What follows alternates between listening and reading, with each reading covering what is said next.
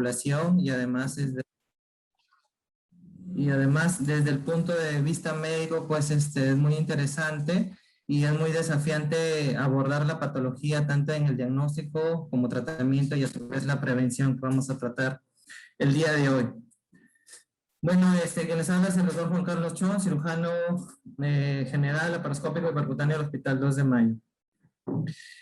Podemos ver aquí la tasa estimada de incidencia y mortalidad. Esto lo he sacado del Global Cam del 2020.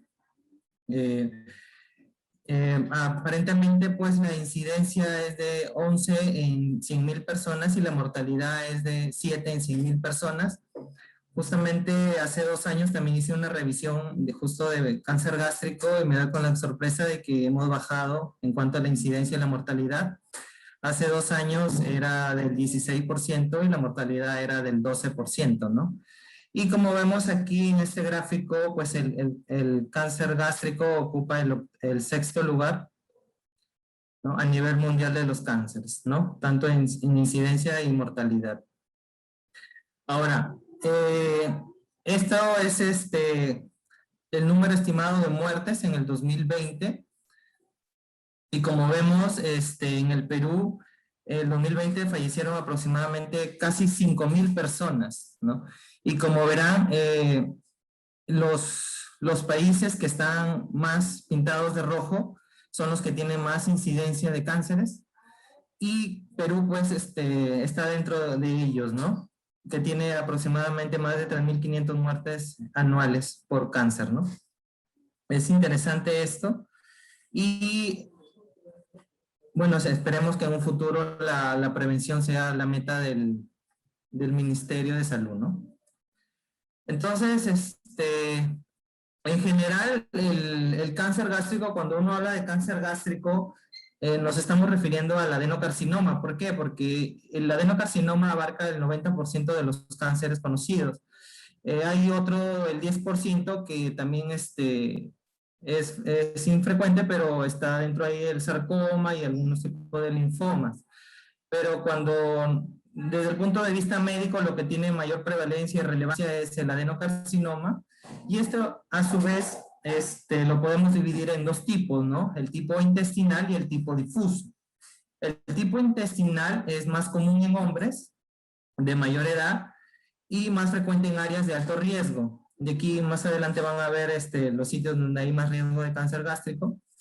Y también menciona que este cáncer es muy susceptible a los factores ambientales, ¿no?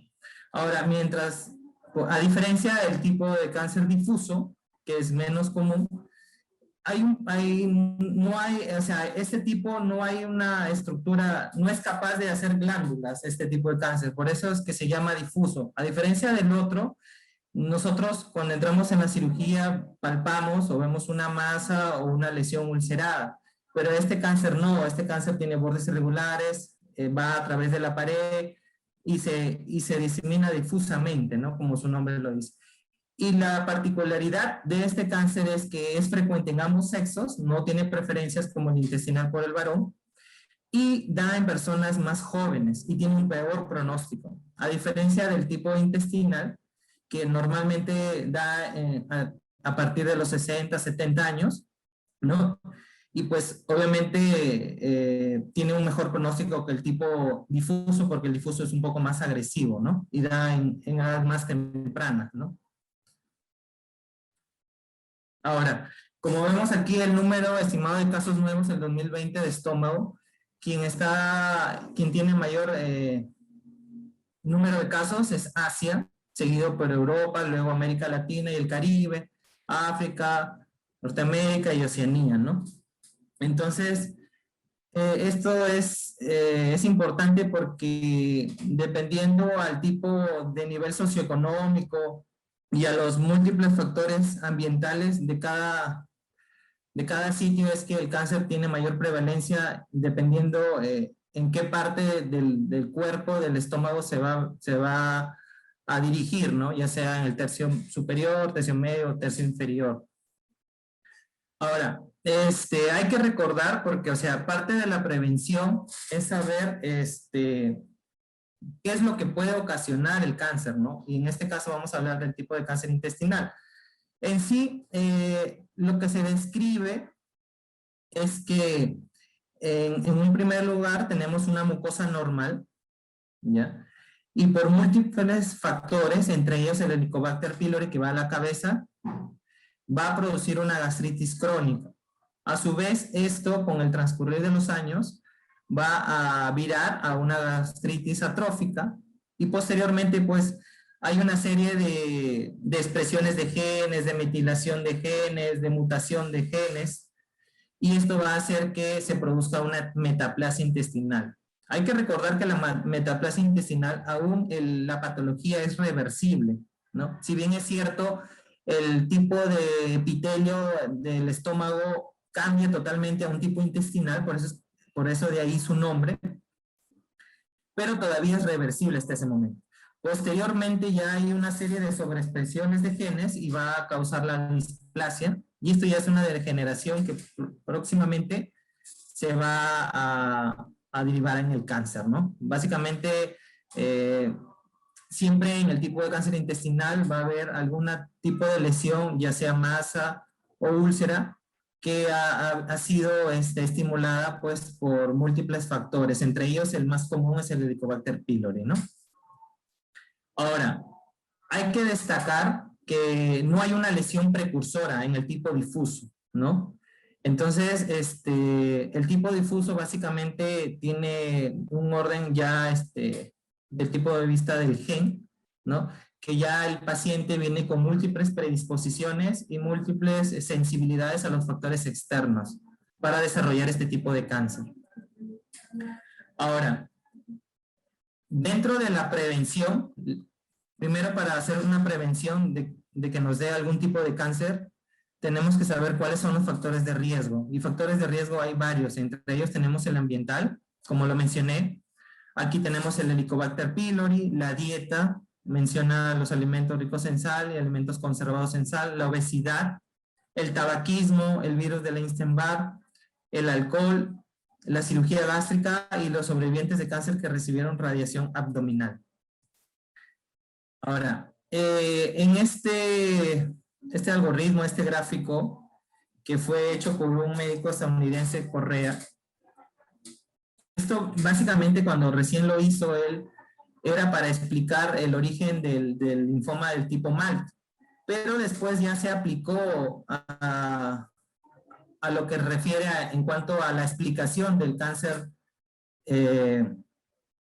tipo intestinal, ¿no? Cáncer gástrico tipo intestinal. Entonces, como mencioné en el gráfico anterior, y hay que recalcar esto, que la Organización Mundial de la Salud a principios de la década de 1990 lo categorizó al Helicobacter pylori como un carcinógeno, o sea, que produce cáncer de clase 1, ¿no? Y esto a su vez fue confirmado por la Agencia Internacional para la Investigación de Cáncer, ¿no? Ya cerca del 2012.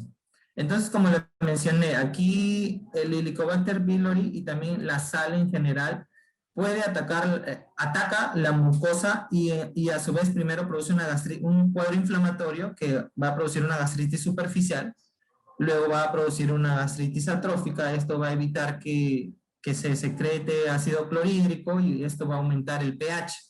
Al aumentar el pH dentro del estómago, se va a producir un crecimiento sobrebacteriano y a su vez se va a inhibir la correcta absorción de la parte de la vitamina C y de los betacarotenos, y esto a su vez pues va ayudado del sobrecrecimiento bacteriano, va a dar inicios a la metaplasia. Luego va a dar una displasia y posteriormente el cáncer. Y esto se sobrealimenta porque el Helicobacter pylori, como vemos también en la displasia y en la metaplasia, tiene un factor importante para aumentar su progresión.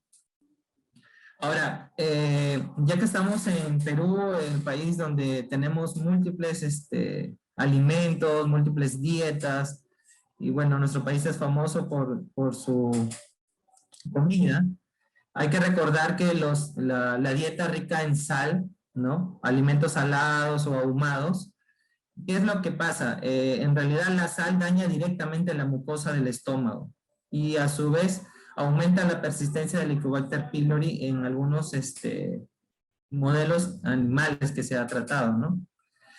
Y a su vez, pues los alimentos ahumados producen nitritos y nitratos, que esto a su vez pues va también a dañar la mucosa, produciendo un cuadro inflamatorio y posteriormente toda la cascada que he mencionado a repetición, ¿no? Ahora la obesidad. Hay estudios donde dice que el exceso de peso corporal se asocia a un ligero aumento de cáncer gástrico, ¿ya? Pero como vemos en la imagen, más es a nivel del tercio superior, ¿no? En cardias, ¿no? Eso es lo que menciona la bibliografía en cuanto a si el factor de riesgo es la obesidad. Ahora, el tabaco, pues el tabaco es uno de los factores de riesgo más importantes para el cáncer en general, ¿no?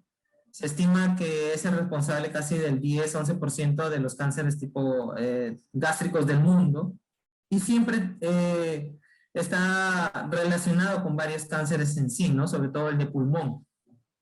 Ahora, lo particular del tabaquismo es que también va a disminuir los niveles de carotenoides y vitamina C, que esto, a su vez, según la bibliografía, tendría un fin, un tipo de mecanismo protector para el cáncer gástrico.